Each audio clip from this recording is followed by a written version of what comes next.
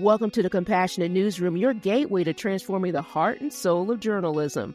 I'm your host, Dr. Kortni Alston Lemon. I'm a former news director and television reporter turned happiness scholar. Now I train news leaders and journalists worldwide, teaching them how to cultivate workplace well-being and resilience with positive psychology. Each week, join me as I share evidence-based strategies and talk with some of the most inspiring people in the industry, including news leaders, journalists, trainers, and mental health experts. Together, we'll share actionable approaches to help you. Imagine a newsroom that not only cares about the story, but profoundly values the people behind them, a place where compassion is the competitive advantage.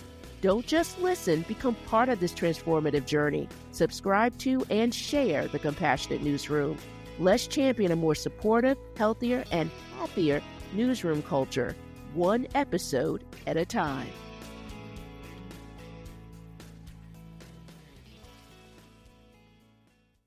Welcome back to the Compassionate Newsroom. I'm your host, Dr. Kortni, and today we'll dive into the practice of debriefing. In a profession where news never sleeps, of course, we all know that, right? The crises are often part of the job, which means implementing a systematic debriefing process is essential. Now, in today's episode, we're going to focus on how, as news leaders, you can integrate effective debriefing to support your team's mental health. So let's begin by understanding why debriefing is necessary. Journalists, of course, witness catastrophic events, making us vulnerable to trauma. I often think about the traumatic events that I covered as a journalist. Researcher Natalie Seeley highlights that journalists often serve as first responders to violent news events, leading to significant mental health impact, which is important for us to address these impacts. And that's why debriefing comes into play. Drawing on the insights from Australia-wide first aid, which has been providing excellence in first aid training since 1975, I see some parallels in emergency responses and newsroom operations. They advocate for structured evaluations post-incident to assess and improve responses. So hear how this can align with our needs in news. In terms of the question segment, training and preparedness, these are some questions to think about. Did the journalists have necessary training to handle the traumatic situation they were reporting on? Just as first aiders need to specific training, our reporters need training in trauma-informed journalism. Response time, how quickly were support mechanisms in place, like counseling or peer support, made possible to those involved? This mirrors the first aid's response with time on the scene. And then also resources were tools for mental health support, such as mental health professionals or decompression time readily available in good working order. What does your protocol look like? Following an intense news event, was there a review of mental health resources? Were they sufficient? Was it timely? And a systematic review. Was the response aligned with the newsroom's established mental health plan? Do you have a mental health plan? Have you created protocol in regards to supporting your team? What does that look like? And what improvements are required for future responses? See, incorporating these questions into regular debriefing sessions can significantly mitigate the psychological impact on our news teams.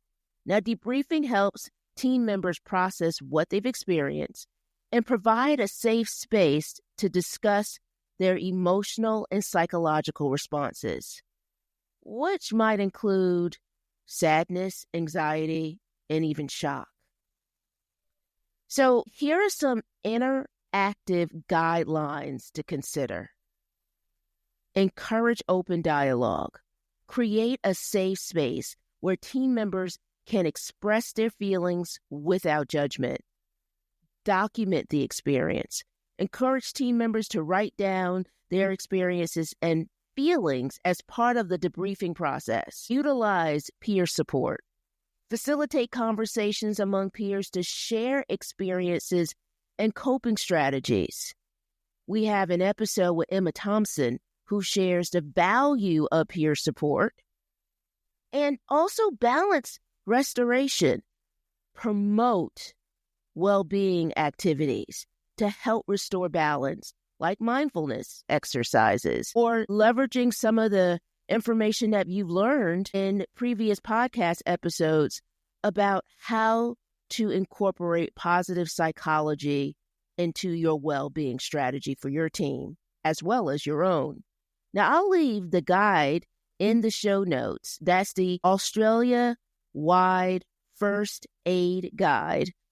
And as we wrap up today's episode, it's clear that debriefing is not just this procedural step, but really a fundamental part of fostering a resilient newsroom culture.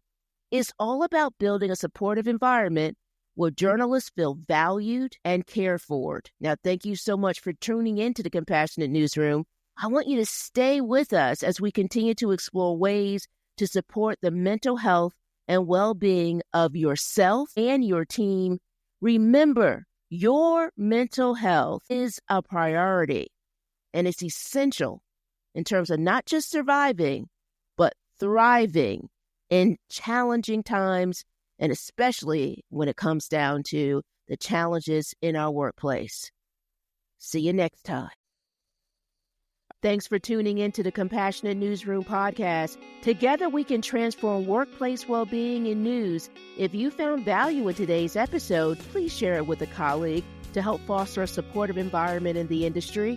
And don't forget to subscribe and also visit our website for more resources at thecompassionate.newsroom.com.